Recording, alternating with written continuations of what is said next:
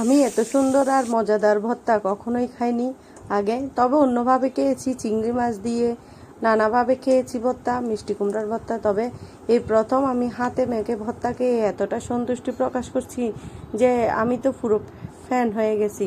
আর আমার ছেলে খেয়ে তো পুরো ফিদা। তো আপনারা যেন সবাইকে খাইয়ে একদম ফিদা করে দিতে পারেন, আপনাদের ফ্যান করে দিতে পারেন, তাই আপনাদের জন্য শেয়ার করতে আসলাম। দেখুন, প্রথমে পেঁয়াজগুলো ভেজে নেব। আমি শুকনো মরিচও ভেজে নিয়ে রেখে দিয়েছি। তারপর তেল দিয়ে ভেজে নিয়েছি মিষ্টি কুমড়া একটু তেল দিয়ে ভেজে নিলেই হবে। তেল দিয়ে একটু লবণ দিয়ে ভেজে নিয়ে সব কিছু একসাথে মেখে নেব।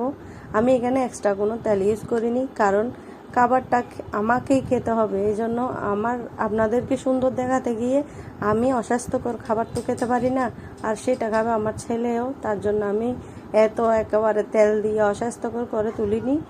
আপনারা যদি আরও বেশি টেস্ট করতে চান তাহলে অবশ্যই সরিষার তেল দিয়ে নিতে পারেন।